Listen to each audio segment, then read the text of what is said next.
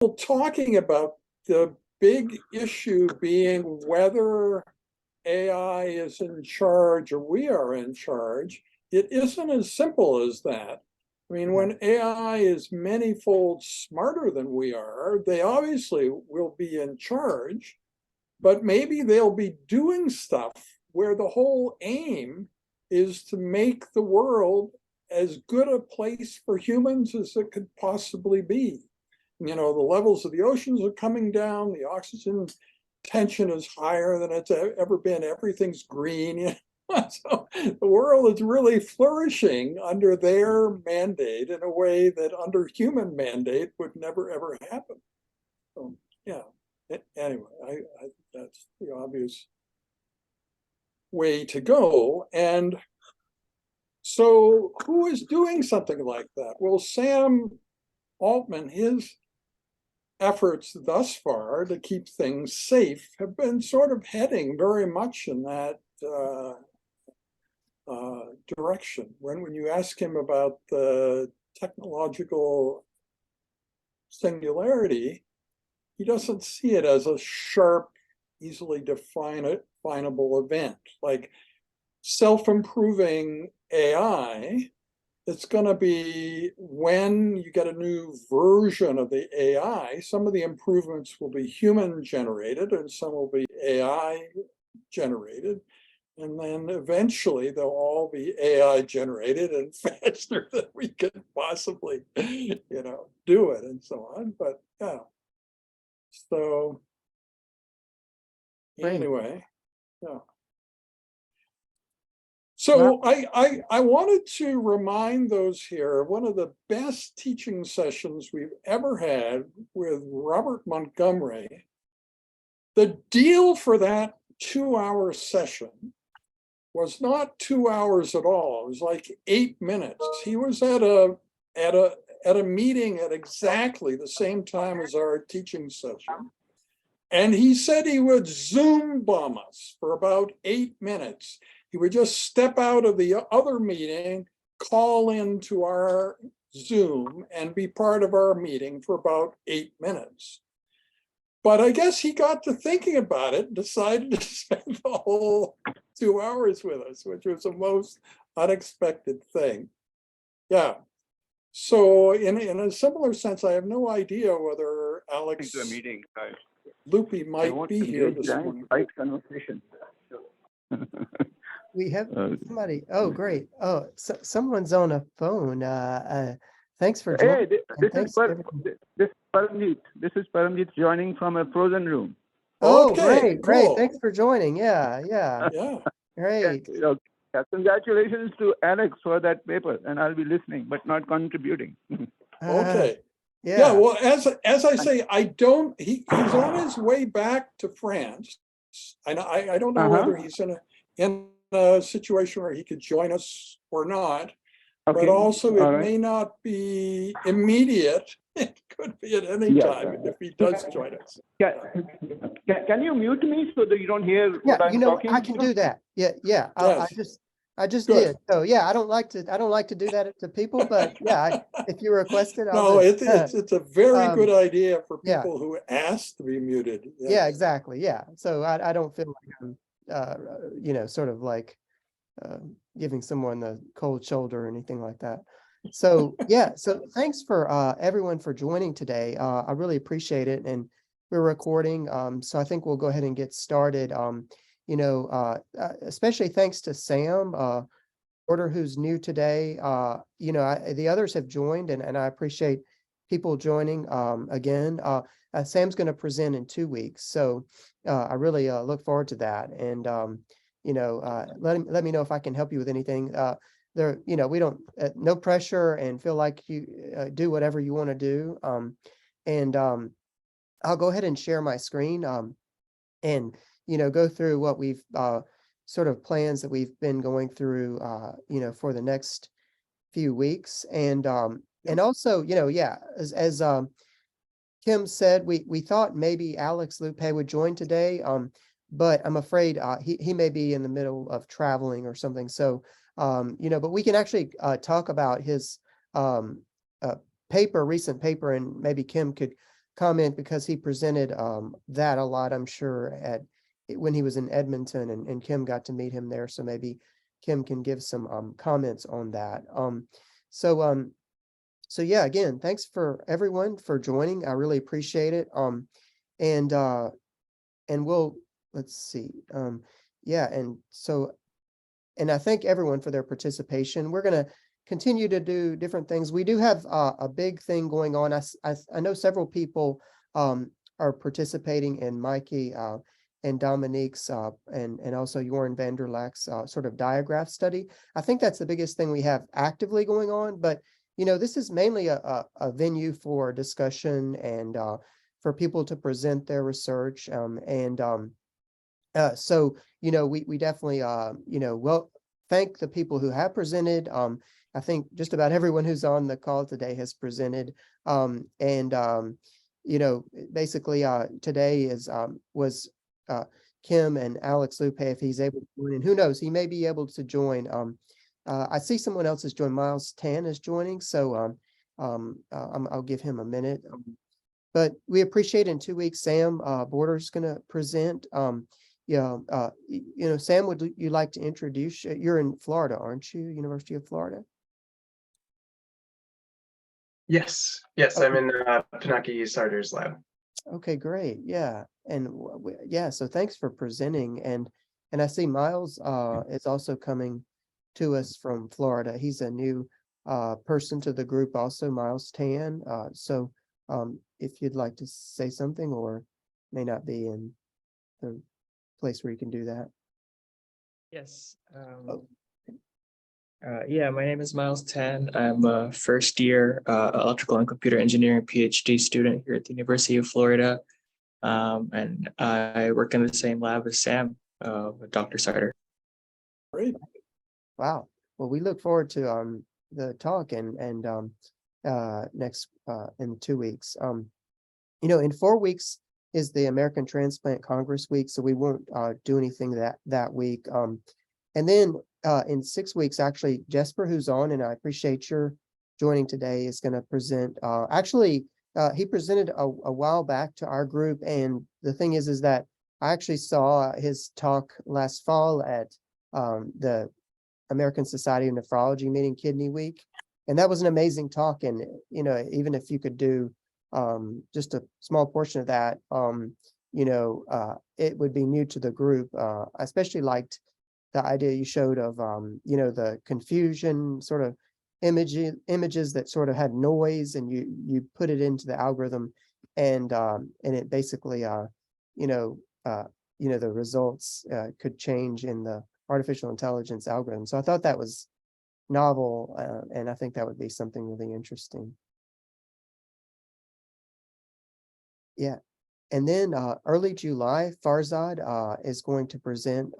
He works with, Richard Levinson, who Richard told me he couldn't make it today.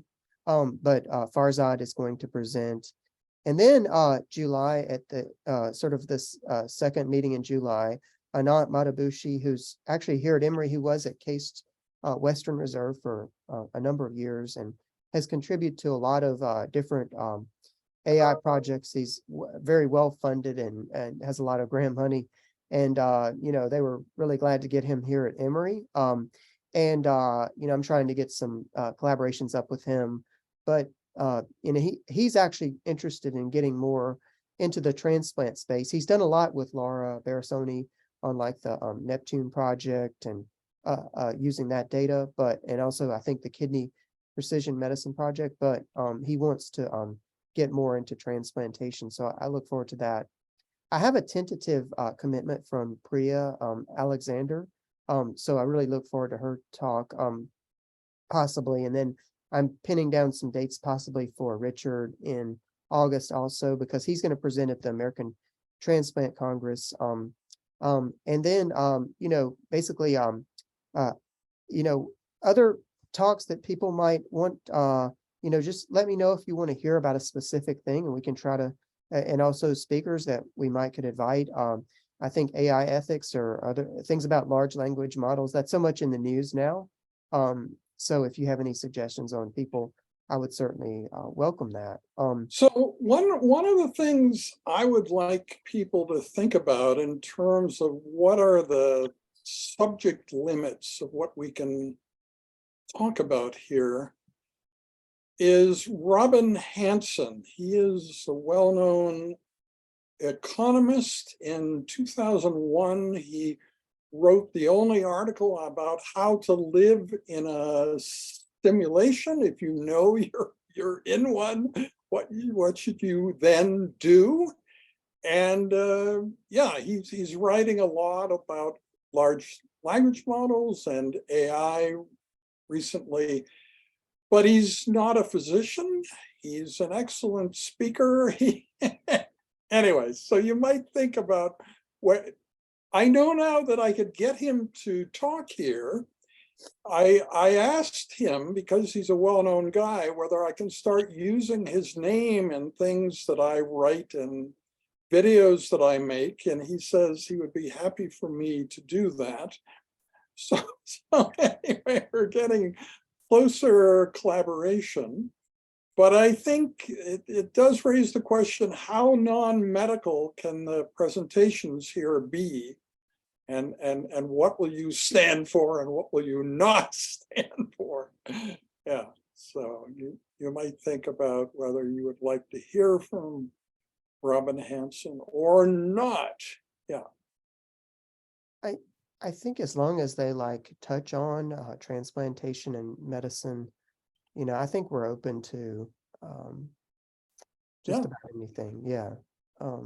Yeah, okay, but but- I leave that for you to ponder. I Yeah. don't want to get him here immediately because I Yeah. think you'll find it quite distracting. I think that your own thought processes will be to a tiny amount forever changed by this guy's impact on you. And we certainly, definitely, yeah, other people's thoughts are welcome too. Does anyone have any suggestions on that as far as the simulation? I don't know. I mean, yeah, any thoughts about that?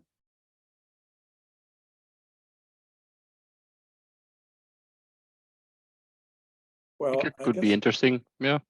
yeah, Yeah. There are a lot of non-medical issues that are also important about decision making in general, for instance. I think sure. would be also very interesting. Yeah. So there Well, are many what- topics that are not per se medical that can actually inform us a lot. Yeah. What he is talking about most actively now is that a lot of people's concerns about the impact of AI are really concerns about shifts in our culture and how rapidly those shifts in culture will occur. And they don't necessarily have anything to do with AI per se. And you can imagine without AI, the same shifts would occur, but just maybe not as fast.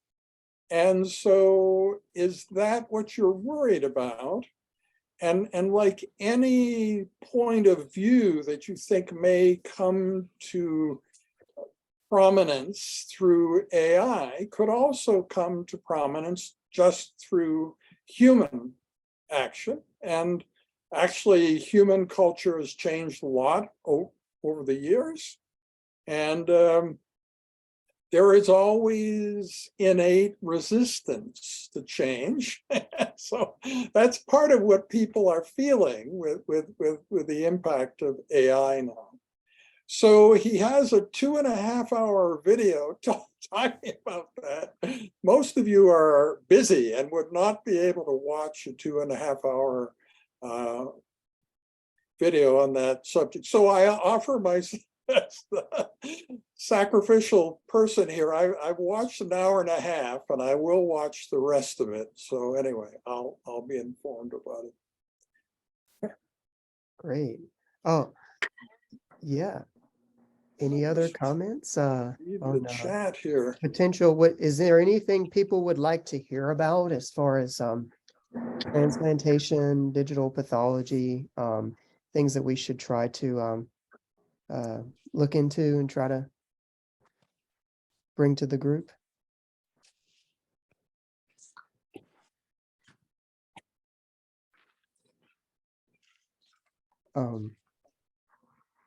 Yeah, well, we'll continue to give that some thought, and you know, I think that, oh, is somebody going to say something? I'm sorry.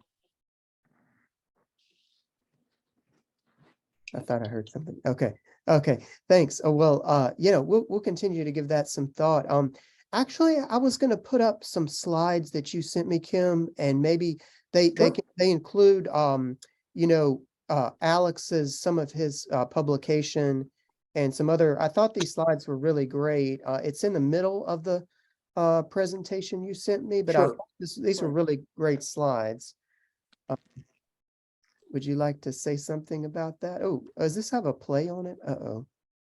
Is it automatic? Yeah, it's Okay. 6 Oh, seconds okay, okay. automatically. Oh, okay. Yeah, But you let me do can, this. Let me do, I'll just show it in the, this mode. I'll show it, that way. yeah, Okay, you yeah, can do it without yeah, I'll do that. making it I'll make it, full screen. yeah, let me get it ready. But these were really great slides, and then it includes Alex's recent publication, which I think is pretty actually really amazing. And I know that I saw Parmji and Dr. Dimitris, who are both part of this group, present a similar tool that they have. And so I think that you know, that there's definitely a lot of room for these, and this is something that the Banff needs to get, is these sort of okay, so here's the slide, here are the slides. I'll just would you like to comment on this, Kim, or? Yeah, so Okay. this is when the Banff Foundation funded a 60-inch wall screen for my office with the idea of having this slideshow showing their kind of, we shouldn't go through the whole thing, but it basically sort of is my attempt to sort of reflect on where the Banff classification came from, what its influences are, and what its future is. Yeah, so this is the part where we're talking about the future. And it really was always the intention that Banff would be digital, portable, morphometric AI based, and everything would be, you know, continuous scoring rather than just 1 + 2 + 3 + 4 +. Yeah, so we will get there eventually. Yeah. And we've progressed about as far as we can at the low tech side. So future major advances in Banff will require high tech approaches, and certainly digital pathology and AI are an important part of that. And it's always been my dream of having an article in a very high profile journal about AI approaches to Banff. And now in May 2023, that has happened. Yeah, so this is really a wonderful, so I'm calling this Banff's finest hour. You know, that's a Churchillian statement about it, but that's kind of how I feel. And you may think that this is what the beginning of the article looks like, but that's wrong, of course. The way Nature Medicine articles are, the format is that the authors are at the end. So I did a screen capture of the authors and stuck them on the first page so you can see it. Yeah. Yeah. Actually, yeah, that's interesting. Yeah. I noticed that in the paper, and I actually had that, I can show the but the paper has a nice figure here too. Right, and then this shows the overall plan of what they are describing. and actually every figure, I didn't reproduce them all, but they're all really exciting, looking at errors made in coding kidney transplant biopsies. In other words, diagnostic errors due to pathologist confusion, and then the way that this program corrects them, and can affect up to 40% of cases. So that's quite impressive. Yeah, and I actually have the full paper here, and I can quickly scroll through that. As Kim said, it's a little bit different. The authors show up at the end here. But this is the paper that Alex and his group put forth for an automated scoring of the Banff, sort of a way for and basically it works with feeder scores, isn't it? Yes, it's not, and it's freely available. And with a README file, even if you don't understand how to use it, it will teach you and so on. Yeah. So it's not just something proprietary that they have and you can't get. It's something for the world that will substantially benefit patient care. that's great. Yeah. And so it even so it has a place for integrating all of these findings, and I don't know exactly how much the gene expression is integrated quite yet. I know they have they have somebody working on taking nanostring data and giving sort of a score like sort of Phil Halloran has given for like how much it is cellular, how much it is antibody, and the overlapping. Even though this cartoons kind of says that that's in there, I'm not sure how much that's actually in there yet. Do you know? Did he go? No, I don't. But Alex's talk here about biomarkers was very interesting in that most of them have no impact whatsoever, it seems, on the course of the patient. But cell-free DNA does, and so does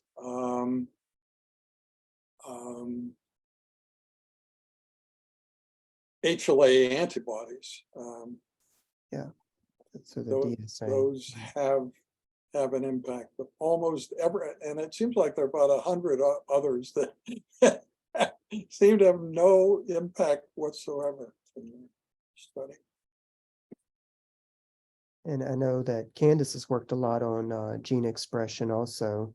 And I think one of the papers I know that Candace did, which she may want to comment, is having sort of a selected markers, and that's my opinion honestly, is that it'll eventually not be the 700 that are in the Beehive, but fewer, hopefully, that maybe it would be more cost effective, although it's getting cost effective just to do all of the genes. So I don't know what's going to eventually shake out on that, but if this will ever get into the Banff fully, that would be really interesting. Oh, I see Candace came on camera. Would you like to comment on that, Candace?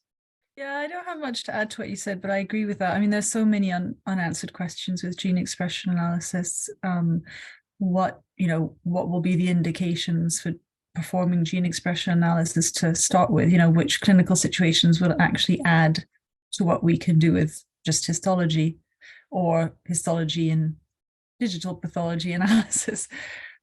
So we don't yet know even what the clinical context of use is going to be. But then even once we define what the clinical context of use is, we still need to define which are the best panels, which are the best models, how to normalize across centers. I mean, there's just so much work to do. I don't know if that adds much to what you said. No, that's actually very helpful. That's really interesting. And what I realize also is that, who's going to pay for it? I mean, these, we've tried to do we've done some nanostring here, But it gets to be pretty costly, and you can get very, very fancy with now there's geomics and cosmics, and you can get to the single cell level, but eventually how much of that is going to be in a day-to-day practice, or I think it's going to be difficult to answer. I see Jesper has something to say. Yeah, I think you need quite a big practice as well, because otherwise you cannot fill your chip. You cannot reuse these chips, so you need to fill it up with 12 slots at the same time. Otherwise, your analysis will be 12 times more expensive, of course. So I think the clinical use, let's say the context of use, is really an issue actually that requires some additional work. I like your paper, Candice, in Kidney International. I saw it today about Thank gene you. expression. Very nice. Thank you very Yeah. much. Yeah. So yeah, congratulations, Candice. That's great. So yeah, but I think this paper really goes a long way in integrating the Banff and making it reproducible. I think people have realized that that this the rules are getting more and more complicated, and even the experts, several here, there can be variability in how they interpret some of these rules, but Alex shows this in their paper. They show this how it works in decision trees and such, and feeding in the individual scores and it goes into the decision trees and eventually provides the diagnosis. And I think it is great that you're able to eventually program the system so that it can interpret those rules, and if the rules change, it can update those diagnoses.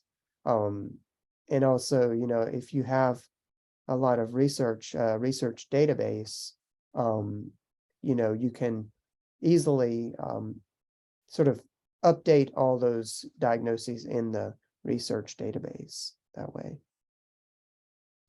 So I think that's what they're showing here. And it eventually provides this automated report, and can export it in a lot of ways. He showed that in the PDF or Excel documents, and so that's nice. And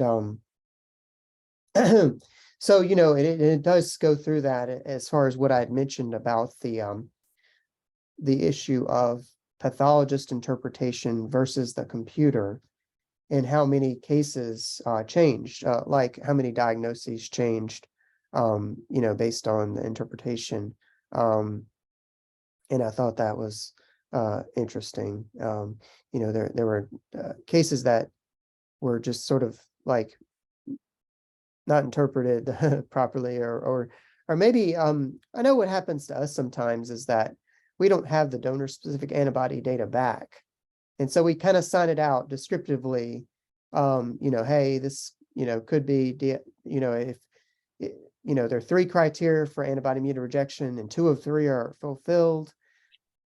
And if we can demonstrate donor specific antibody, then it would be antibody mediated rejection, but we don't always have all that back, especially patients who get transferred here who we may not even have their donor typing yet. Like our HLA lab has to reach out to an outside hospital and get that data.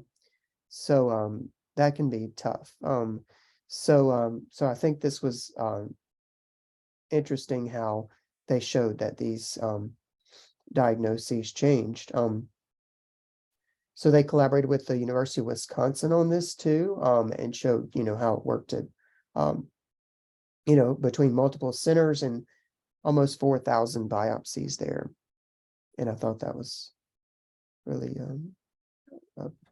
really great how they did that. And, sort of showing outcome too, of the sort of rejection versus no rejection, based on the automated system versus the original diagnosis. And, I think they're showing that the sort of automated system is more predictive, I believe. So yeah, which, I think that's good. And yeah, so I can go back to the those are the main things to show in in his paper. And I had a feeling he would be traveling today, but hopefully we didn't so totally sort of butcher the paper, and hopefully No, we maybe. he clearly wants it discussed and celebrated, and that's what we're doing. So, that this is exactly what he hoped for. And you may have thought it was weird that I made so many screen captures of the video, but the video, it's sort of up to him who gets the promo video. So I figure that it's nice to have those still images of the high points of the nature medicine promo videos. So yeah, so it's not very often I send you 22 screen captures, but you have it now. Yeah, and I think Erwan, who's here, is part of the Paris transplant group, I believe. So, if you have any extra insights from your group, feel free to share those. So let me jump. Or not. Yeah, but I don't know. Either way, I don't even know if everyone's in a place where he can. Oh, he doesn't have a microphone. He just responded. So that's understood. Yeah. Sorry to put you on the spot, but No, I just no thought problem. maybe. Great. Yeah. So yeah, we went through several of these things. Would you like to comment on this? Yeah, well, the other thing that Alex talks about a lot is what damage the misapplication of AI can do. And we have also been talking about that. And it sort of began with IBM Watson and its sort of clumsy use in a clinical setting, where it ended up recommending dangerous therapies. And yeah, so that's also important to keep in mind when thinking about the future of AI and medicine.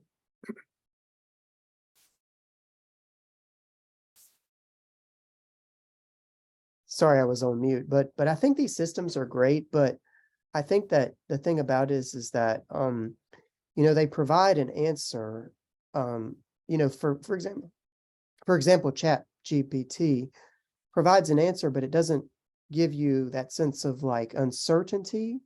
It'll provide an answer and it sounds really great, but there's no sense of uncertainty. And they have shown that, there have been several examples in the media of, it just being the totally wrong answer, but it sounds really good because it can write a really good sentence.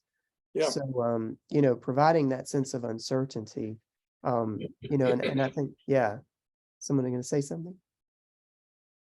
Yeah, it writes, draws, and thinks better than any humans. So it's kind of interesting to think about that. We already have encountered an entity smarter than each one of us when we're using Chat GPT, and of course it's improving all the time. That they're making little tweaks to improve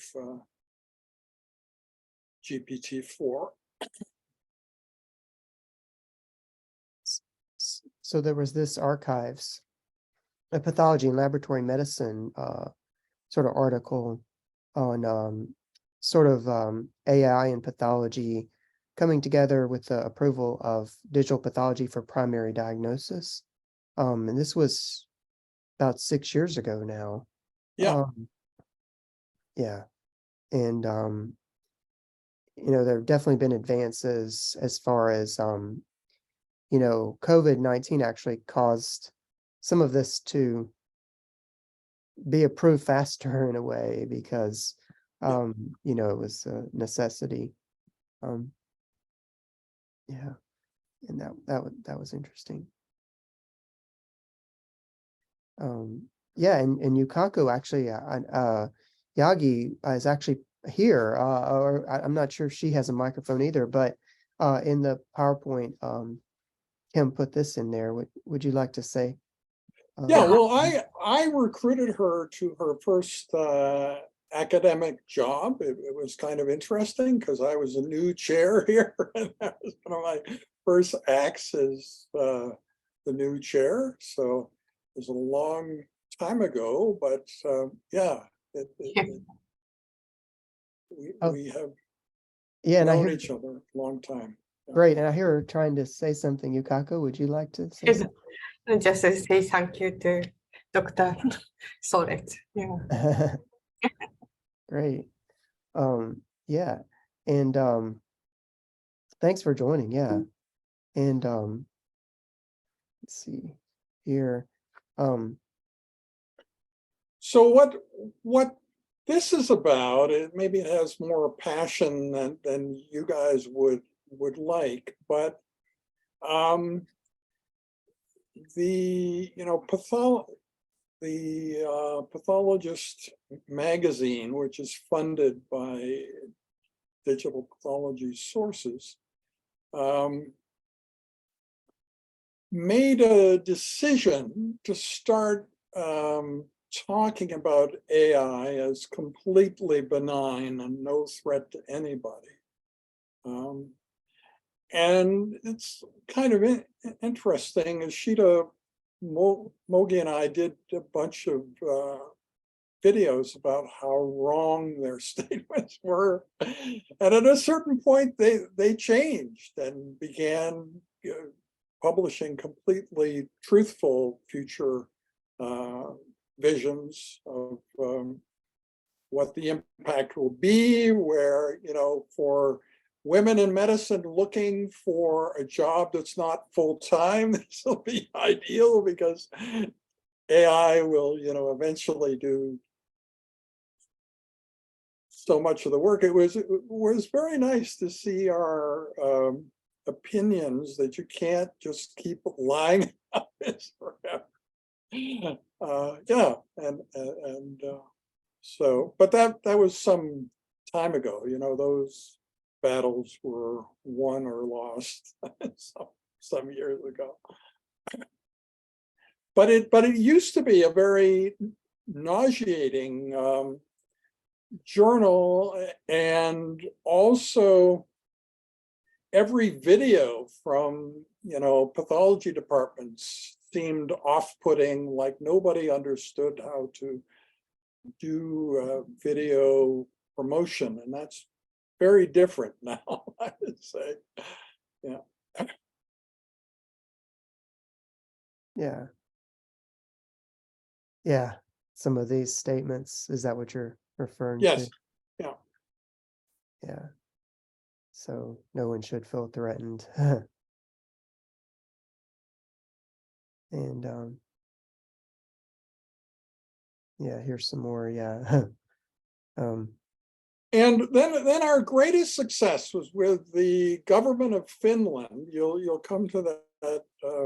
I think it's maybe the next slide or something like that. But the government of Finland had a free AI course, which they intended every citizen of the country to take. And it contained this statement that self-improvement will need human approval at every step. So they'll have a community of Finnish citizens just like you.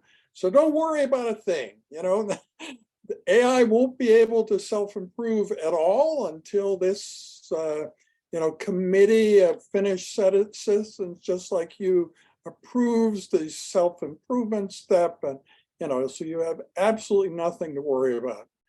So Ishita and I did a video about that, and within 3 days they removed this statement from the course, so it's nowhere to be found.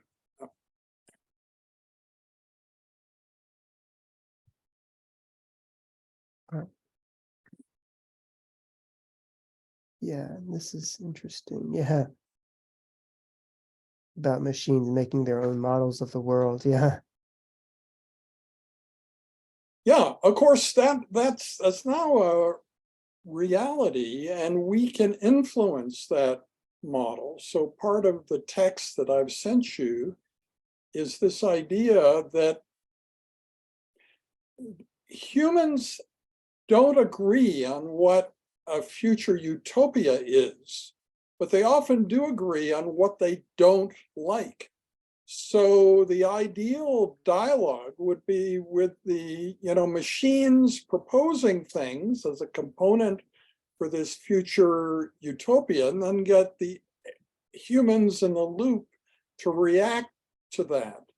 And in that way, AI can create a future for human beings much better than what human beings could ever create, because they'll be able to judge, which things would be popular with more humans and so on. So the issue of New Trail, which is the University of Alberta alumni magazine that I sent you, is one of my greatest public relations successes ever, that the Central University decided to theme a whole issue around the course that I teach, and featuring many of the students and the people in the course. Yeah. And but over the years, if you would think that PDF that I sent you would be available on the university website, but it's not, because as new leaders come in, they look back at this winter 2015 issue and they feel embarrassed that the university ever had an issue like that. So part of that graphic, it shows many different images of humans, but one shows a robot with a leash and then the human on the leash. So obviously that's a human as a pet. And that's just on the cover. There are probably many other images inside. Yeah, you can see it down here. There's a robot with a leash and then a human in front there. And yeah, so it's interesting to compare. And because this is the Central University, I had no contact whatsoever with the artists or the people generating this. I mean, I knew they were doing it, but it's many, many layers beyond me of where I could possibly influence the outcome. So it was very nice that it turned out so well from my point of view. But you can also understand the reason. If you go into the New Trail website, you'll find that every issue of New Trail is available there as a PDF after winter 2015. So I just wanted to make sure. It just looks like an arbitrary cutoff, but I don't think it is. And that reinforces then the idea that all of you on this call, you may wonder why my description of what a world with AI in charge, why it's only 32 seconds.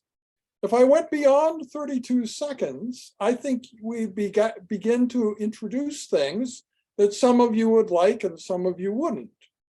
Because it's very hard to come up with a future utopia that everybody would like. Yeah. Yeah. And here's one of your quotes. You said you were in there multiple times, but yeah, that's the other cool thing. That it's kind of a journalistic rule that you don't sprinkle quotes from the same person at many different parts of an issue of the journal, but they did that with me. So I'm kind of weaving in and out of the whole thing. And I have a full page article on medicine writ large and as a part of this. Yeah. Yeah.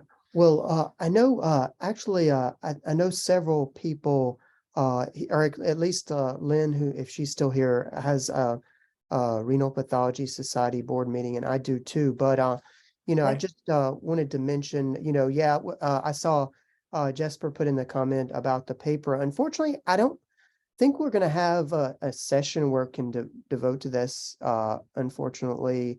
And that not everyone's an author, but you know, if you have suggestions on our paper, you know, feel free to let me or Kim know. And you know, we won't be submitting till after the American Transplant Congress, so feel free to let us know in person too, if that's easier.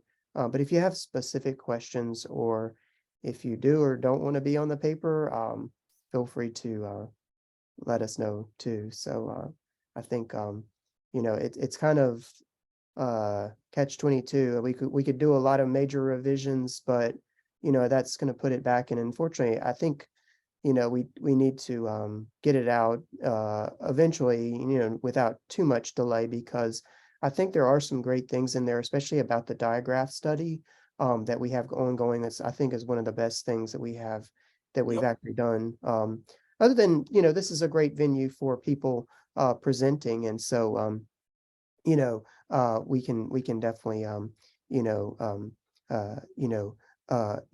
can you know, definitely sort of go through that. And and thanks, Candace, for your comment.